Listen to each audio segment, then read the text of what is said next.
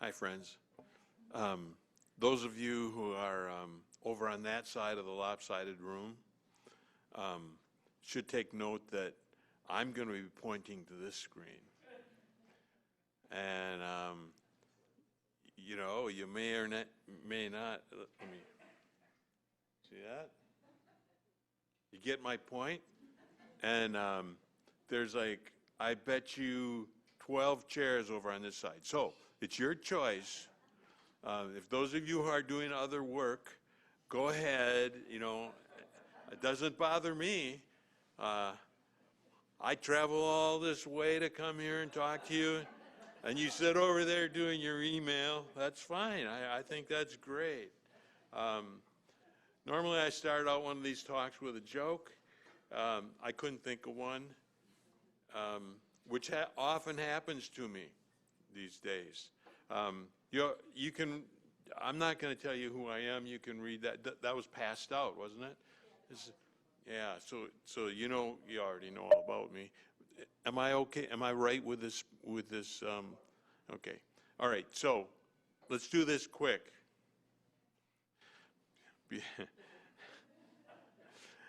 Those of you who have seen me before know what that means. It's going to take a while, folks, okay, but I'm going to try to do it quick. I won't be able to, unfortunately, I was listening to the speakers yesterday, and everybody was so good. They covered so much ground so fast, they never said, I didn't hear that once, except in the name of a microorganism. Apparently, some of them have in their name, I don't know. But here's what we're going to talk about. Mainly ventilation systems, because that's what I'm here for, right? And then a little bit about moisture sources. Terry's really going to cover that in more detail. By the way, I missed the phone call where the planning was done for this session, which I'm really proud of. I don't exactly know what everybody's going to say, but I'm first, so that worked out well for me.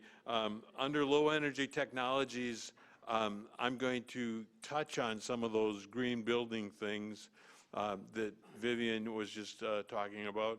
And then hopefully I'll be out of time before I get to the last couple of bullets. So starting out, okay, there's different ways that you can classify buildings, a lot of different ways. But what seems to work good for me is to classify them by how they're ventilated. You cover almost all buildings that way, and it's a way to get them organized in your head. And there's some good reasons to do that. So this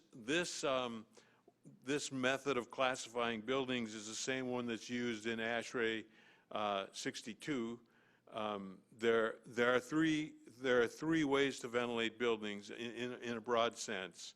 And the first and simplest is called a single zone constant volume system. One air handler, let's see if I can, I can't make this point, I forgot. So one air handler, which is this thing right down here,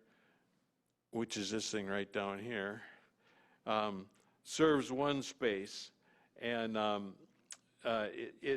there's a thermostat in the space. Can you see that?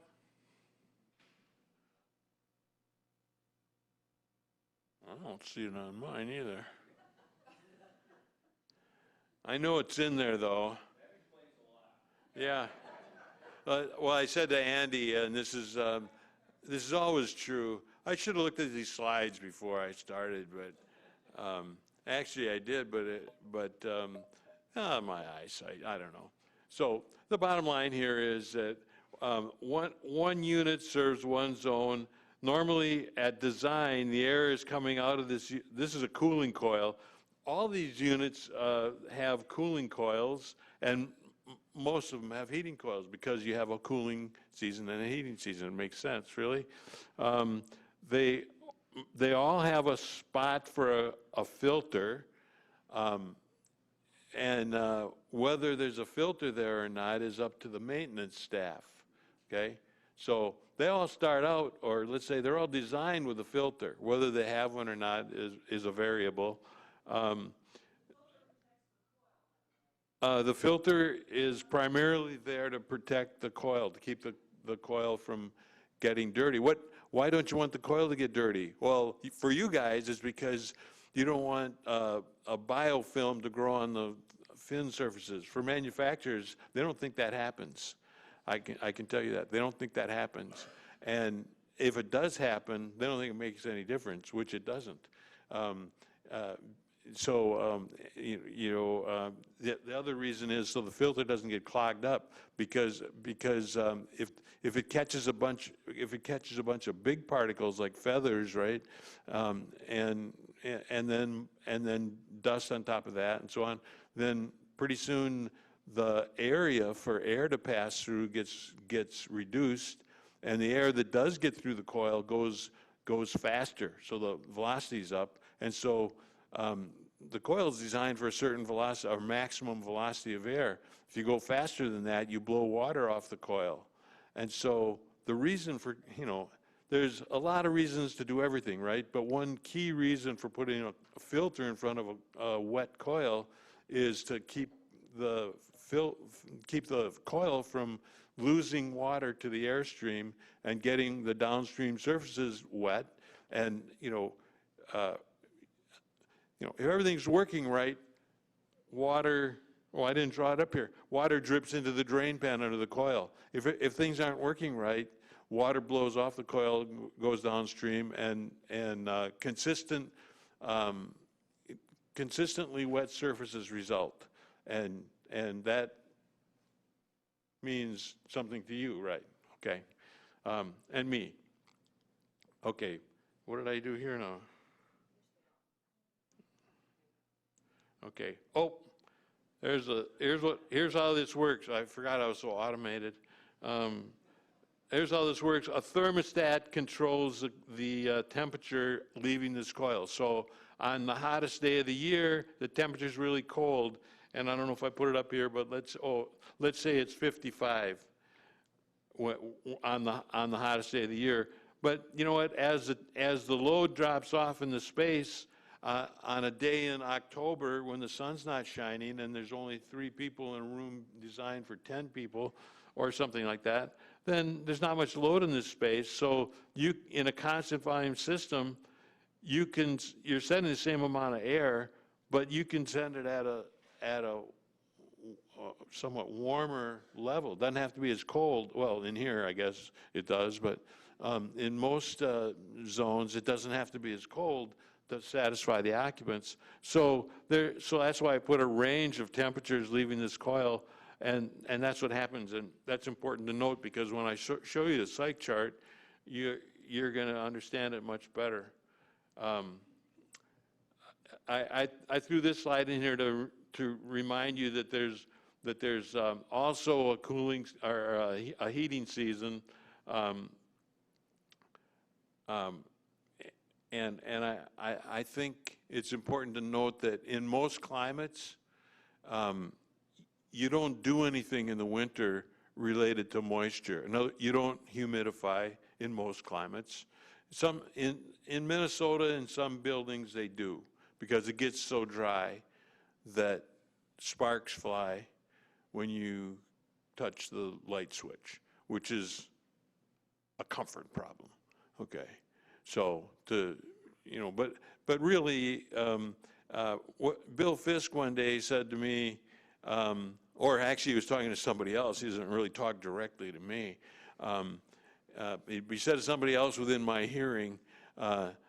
Somebody asked him, "What would you do if there was a global outbreak of some really bad viral disease?" And he said, I'd raise the humidity in my house, especially in cold weather, because I wouldn't want my house to be dry.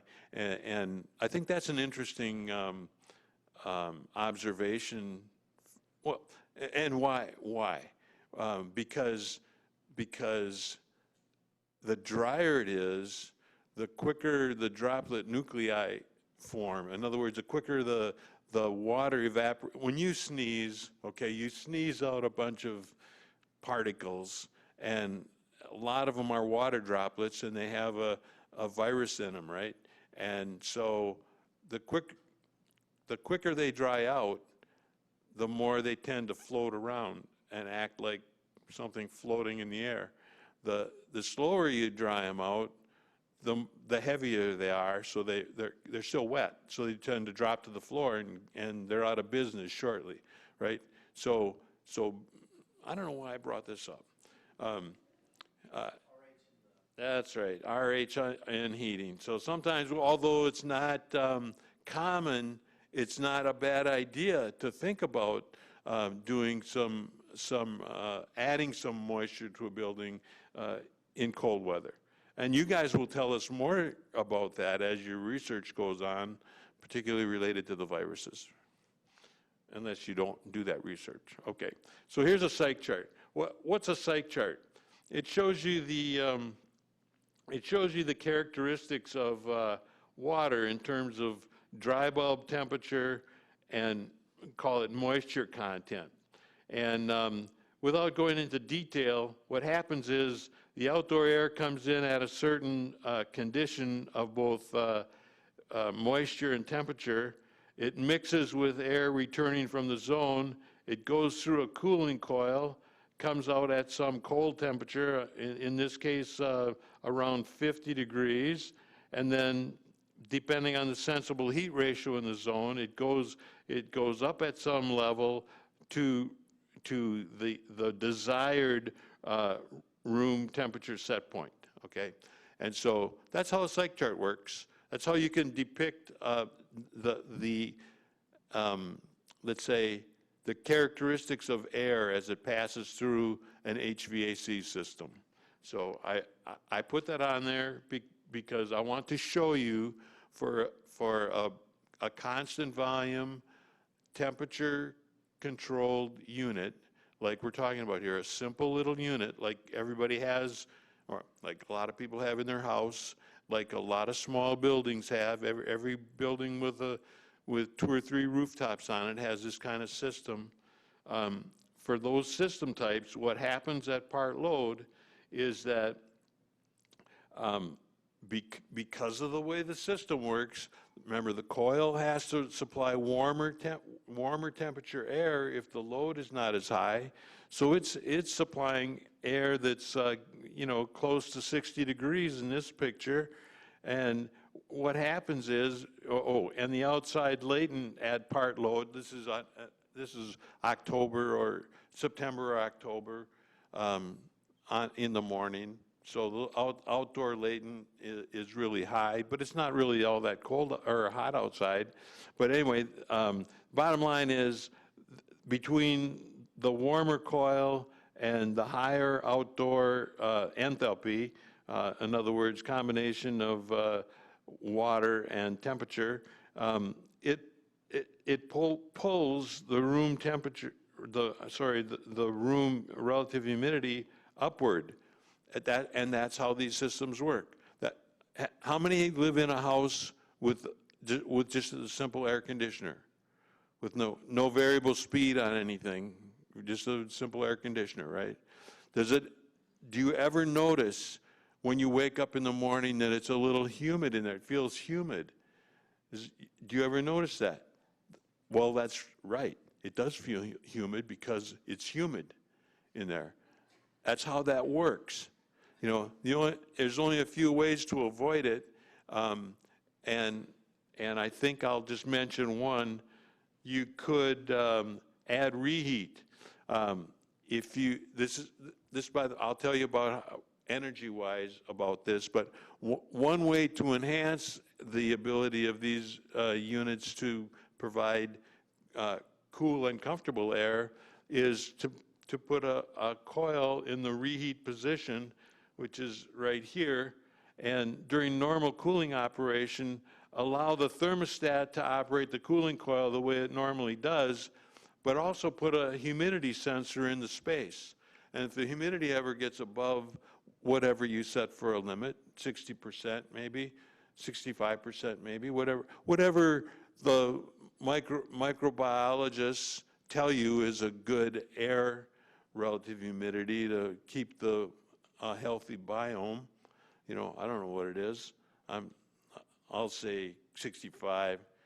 Okay, but when the humidistat hits that limit, whatever it is, then you change over operation, and the humidistat actually controls the temperature of the air coming off the coil. In other words, you run the coil cold to dehumidify the air, and then you use the thermostat to reheat the air so that it's comfortable in the room. In other words, you control zone comfort with the thermostat, and you control zone relative, that is temperature comfort, and you control zone humidity with the humidistat controlling the cooling coil. So that's something you can do. Now, why can't you do that? Because it's not allowed by the energy code. It's the best way to do this, but you can't do it because what you're doing is you're cooling air and then reheating it. But if you read the energy code, it's got a lot of exceptions in there. So you know, if you're really actually going to do this, what you need to do is recover energy. It doesn't take a lot of heat right here to raise the temperature from 55 to say 65. It doesn't take a lot of heat. So you can recover that heat on site usually pretty easily. And that's what you would do, is do on-site recovery. But there are other enhancements to constant volume systems that can be done, but this is just an example to show you of one. Oh, by the way, in case you're interested in seeing another psych chart, what happens in this case is, since you're controlling the relative humidity, it doesn't move from the design level. In other words, you can maintain the design level relative humidity with one of these systems if you use reheat or some other enhancement means. Okay, so that's enough about that. So the second system type I want to talk about is 100% outdoor air system. A lot of people call this a name I don't like, but I use it because it's shorthand, a dedicated outdoor air system. It's really a dedicated outdoor air unit. That's this thing up here, applied to a building system that has little local air conditioning units in each zone. Okay, so it becomes a system when you pick up everything that's included in the zones and included in the unit. Until then, it's just a unit to me. But here's what a dedicated outdoor air system or 100% outdoor air system looks like. One outdoor air handler, that's this thing, sends preconditioned outdoor air to all the zones, and zone temperature, and in this case, zone relative humidity, are controlled locally. This central system doesn't have a return path. There's a recirculation path. There's a return path from the zones, but no air recirculates to the air handler. This is 100% outdoor air, and that's all it does, is bring in outdoor air and conditions it. From your standpoint, I could say it has it takes water out here centrally, and it has a filter, so it takes some particles out. Oh, by the way, constant volume systems that I was just talking about, the filter in those things is usually pretty small, because those are usually small units. And if you have a small filter, you can get them that are high efficiency, but it's like plywood is a high efficiency filter. You just can't get any air through it. So you got to be careful when you go to pick a thin, high efficiency filter, because they have a lot of pressure drop. Those constant volume units usually have low efficiency filtration. But when you go to a central unit, as in this system, Then you can put in you have a fan that, or let's say you have better choice of fan selections. You have more space for a deeper filter, let's say. So you can actually put a more efficient filter in central systems than you can in systems that have local, well, that are just single zone systems. These, I didn't draw it in here, but these local units, which might be, I wonder if I have another slide about this. Oh, no, that's okay though. I don't mind. These units, if they have a cold coil in them, which they do, they've got a filter in them as well. Changing filters in zones is not often done.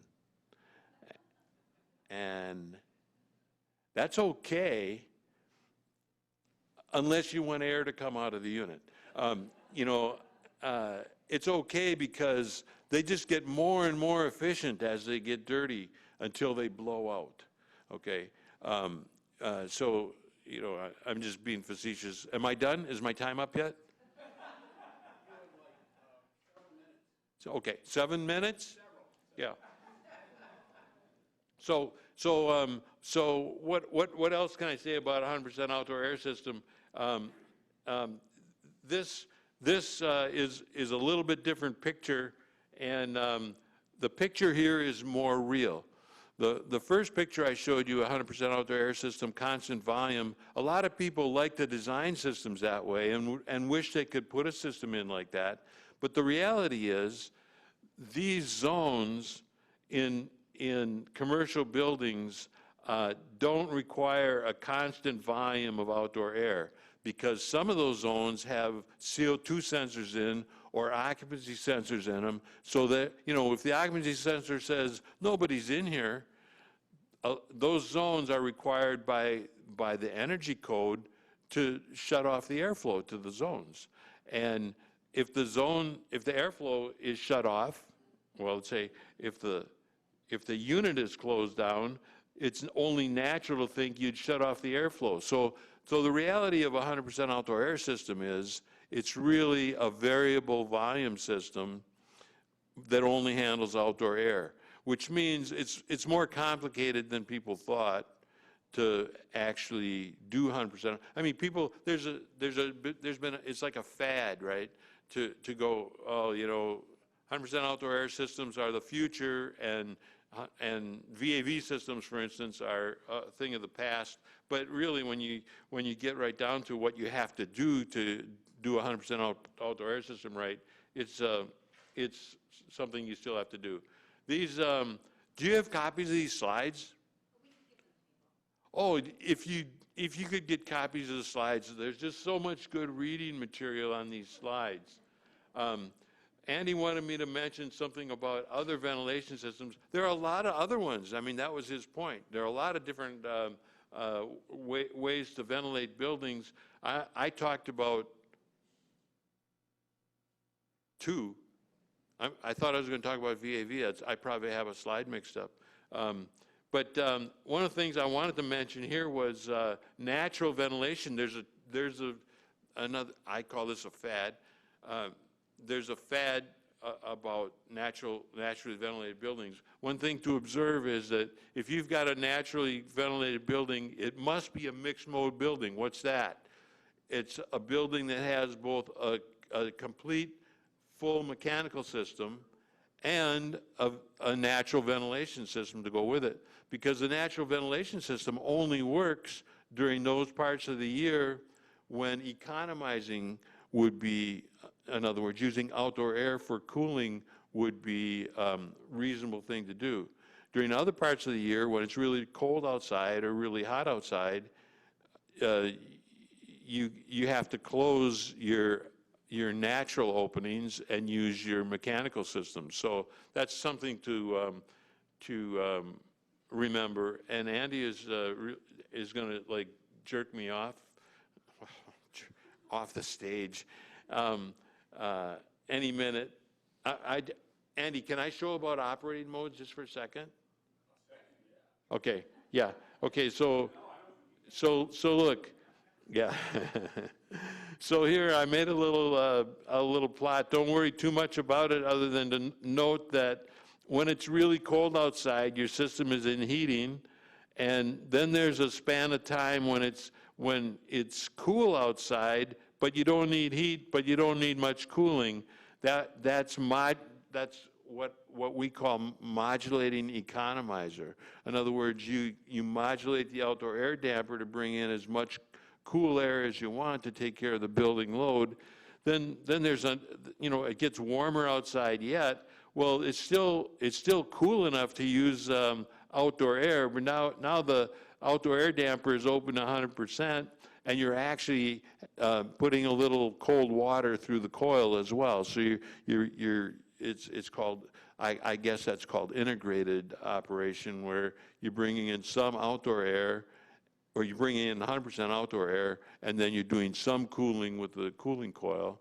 And then finally, of course, there's cooling, where the outdoor air is back to minimum like it was in heating, and you're doing all your cooling with chilled water valve, let's say.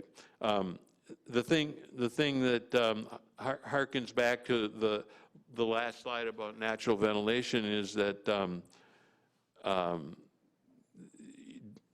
you can naturally ventilate that is, you can passively cool in this section, and you have to mechanically heat and you have to mechanically cool in these sections. I'm talking about commercial buildings, of course. The size of these different sections, these different modes of operation, is a big variable because it depends on the climate. And I see Andy behind me, so I'm gonna just say this because I think this is important for you guys. Examples of where you can get liquid water: leaks in the envelope. Terry's going to talk about all this stuff. Cleaning processes, those are a couple that come right, those are top of mind for me. When you're cooling, condensate on the coils, coil water droplet carryover, in other words, water that blows off the coils, drain pan overflow, and drain pan spitting. When the trap doesn't seal, water spits into the airstream and gets everything all wet on the inside, and that can be a bad one. Condensate on pipes. If the mice chew the insulation off the pipe, off the chilled water pipe, then the insulation gets wet and everything gets wet, and you develop a microbiome.